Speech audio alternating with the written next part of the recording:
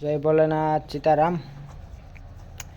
ઝાઝાદી video બનાવ્યો હમણાં કાંઈ ટાઈમ હતો નહીં અને જો તેલ કઢી એવા કેટલા 34 ડબ્બા થયા બધી મોકલાવાનું.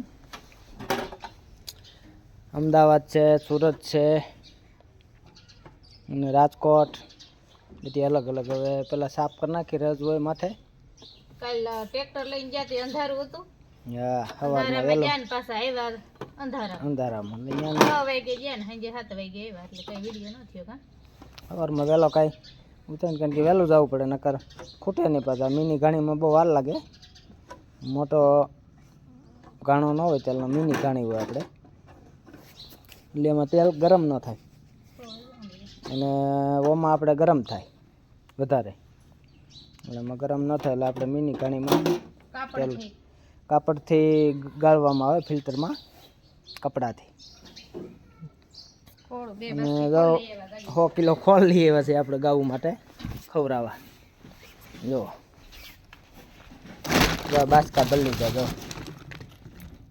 નેચરલ ગાય આધારિત, કોઈ કેમિકલ નહીં. આપણે બિસ્કુટની ઘોડે ખાય ગાવું. જાજો ન દેવાનો આને. અત્યારે શિયાળું હવામાન ઠંડુ હોય ને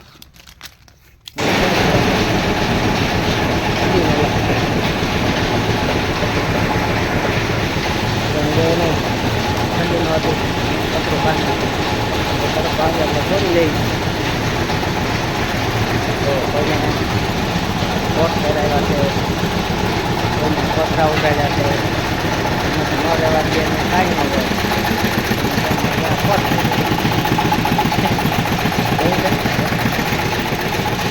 લાઈટ ન હોય ઠંડી કાંઈ રહેવાનું ઉતાવળ ઓર્ડર અમારે ઓછી જાય તમે ઓર્ડર લઈ નહીં. એક ઓગાળે જો આખું વીસી.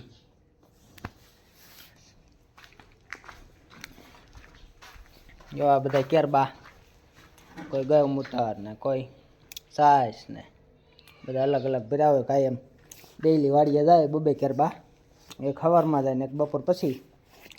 ઘઉં, સીણા, ધાણા, તુવેર એમાં બધું હાથ પાવાનું હોય. કોઈ ખાતર કેમિકલ નાખવાનું હોય નહીં.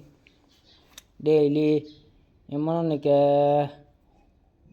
જા એક બળદ છે વાડીએ ત્રણ ગાવ ઓલો 100 કિલો આસપાસ છાણ ને ગૌમૂત્ર ને સાઈઝ ને બધું 100 કિલોના આસપાસ કાયમ ડેઈલી ખેતરમાં જાય પાવાનું હોય. એટલે બાકીનું કુંડીમાં ભેગું થાય અહીંયા વાડીએ.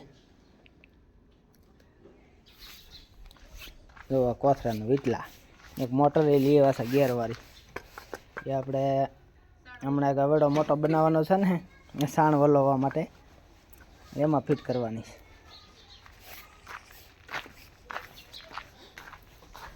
હાલો હવે ઉતારી લઈ ડબ્બા, પછી આપણું સ્ટીકર લાગશે અને આજ તો પાર્સલ ભરવાના છે સુરત. 5 ડબ્બા સીધા પહેલાં તો ત્યાં મોકલવાના છે. 12 નહીં 13 તારીખે. 13 તારીખે એને લગ્નમાં વાપરવાનું છે સીધું 5 ડબ્બા. અને અહીંથી આપણે 15 કિલો માવો મોકલવાનો છે. એ ગાયુંનો સ્પેશિયલ બનાવવા જ આપ્યો છે આપણે. બાજુમાં ગામના ફાર્મ છે ને ત્યાં આગળ. હવે ડબ્બા ઉતારીને બધું પેક કરીને ત્યાં જવાનું છે લેવા. દવા બકાલું બધું મોકલવાનું સુરત. રીંગણા, ગલકું છે, દૂધી છે. આ દૂધી બહુ મીઠી ખાવામાં.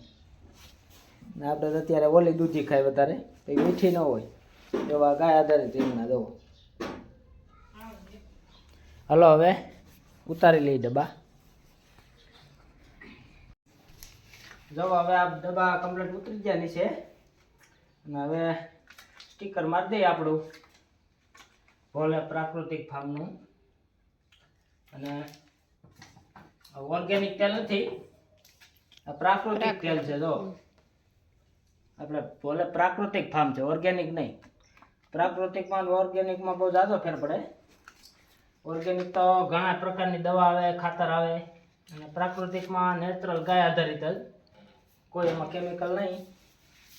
અને આ ટીને નવું હો ડબ્બો, ડબ્બોય જૂનો નવો ડબ્બો નહીં, નવો. જૂના હતા ઈ નો ભર્યા જૂના હતા એ ડબ્બા ભરવાના નહીં, કારણ કે એટલા ચાર થઈ ગયા ચોખ્ખું તેલ દેવું એટલે એમાં, અને પ્લાસ્ટિકમાં ભરે પણ પ્લાસ્ટિકમાં ખવાય નહીં બને ત્યાં સુધી. હમ નકર પ્લાસ્ટિકના કેન ને બધું આવે. નળવાળા કેન આવે હા, પણ એ એમાંય નો વપરાય નહીં.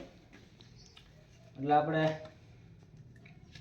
કોઈ ભાઈને લેવું હોય તેલ તો આમાં આપણે નંબર આપેલો છે, એમાં કોન્ટેક્ટ કરવો. કારણ કે આ શેતા સુધી મળશે પછી થઈ રહે તે બંધ, સ્પોર પછી થઈ આવતી સાઈડ. આપણે 12 મહિના મળ્યા કરે એવી વસ્તુ નથી કે જઈ ફોન કરે તે હાજરમાં છે, એવું નહીં. શેતા સુધી મળે પછી બંધ થઈ જાય, પછી પાછી આવતી સાઈડ. અને આ તેલ મોંઘું હોય થોડુંક, કારણ કે આમાં પ્રાકૃતિકમાં ઉત્પાદન બહુ ઓછું આવે. ઉનાળે સિંગ વાવી પણ સિંગ તૈયાર થાય તો ઘણા બંધ થઈ જઈશ કા ઉનાળે સિંગ હોય પણ આ ભેજ આવી જાય ને વાવણી ટાઈમે, એટલે એનો ભેજમાં પછી તેલ ન નીકળે.